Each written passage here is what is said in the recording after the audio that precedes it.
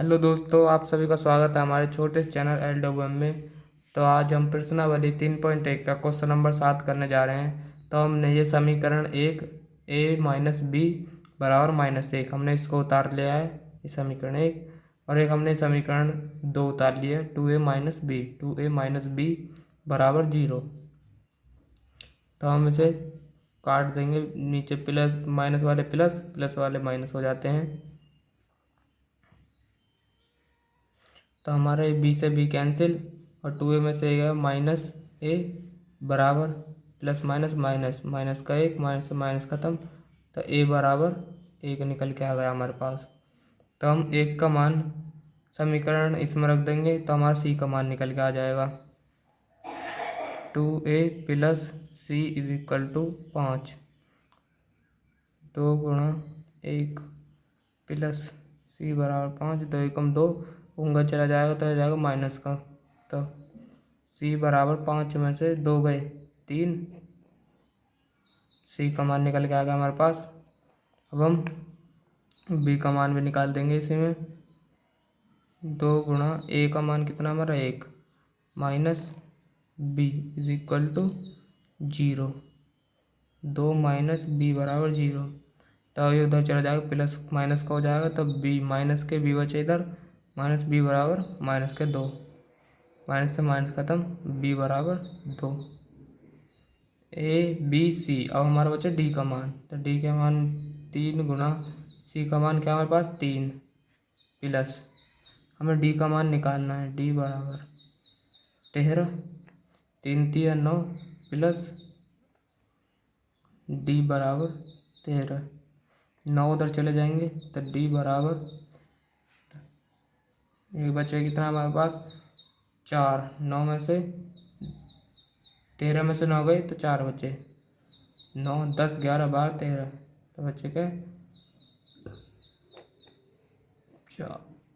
ये हमारे पास निकल के आ गया तीनों के तीनों मान। तो हम करने जाएंगे क्वेश्चन नंबर 8। क्वेश्चन नंबर 8 हमारे पास ये MCQ है।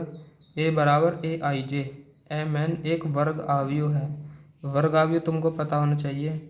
ये वर्ग आव्यूह होता है जिसकी पंक्ति भी बराबर होती है। मान लो कोई वर्ग आव्यूह 2 है, पंक्ति भी और स्तंभ भी बराबर होती हैं, यानी कि 1/1। और मान लो कि कोई 2/2 का है, 2 2 2 2, ये हमारा 2/2 का है। और 3/3 का होता है हमारा, इसमें भी जितनी पंक्ति उतने स्तंभ, ये हमारा 3/3। ये होते हैं हमारे वर्ग आव्यूह। तो वर्ग आव्यूह में इसमें देखो m गुणा n एक वर्ग आव्यूह, m गुणा m में कितने, ये संख्या बिल्कुल समान है, ये दोनों m और n बराबर है। तो हमारा ये आंसर हो जाएगा m बराबर n। तो हमारा आता है क्वेश्चन नंबर 9।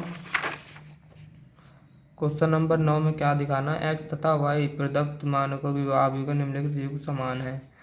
तो इसमें हमें x y का मान निकालने हैं और हमें देख के बताना है कौन सा सही है। इसमें MCQ है ये।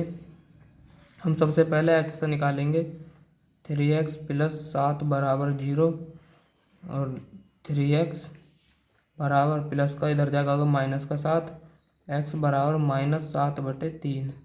इसका मान आगा हमारे पास निकल के। अब हम इसको देखेंगे y वाले को, y -2 बराबर 5, y बराबर 5 प्लस माइनस के इधर जगह होगी प्लस की, 5 और 2 7, y का मान ये आगे निकल गया। अब हमारे एक और y का मान निकालना है, तो y प्लस 1 बराबर 8, y बराबर प्लस का उधर जगह होगा माइनस का, y बराबर 7।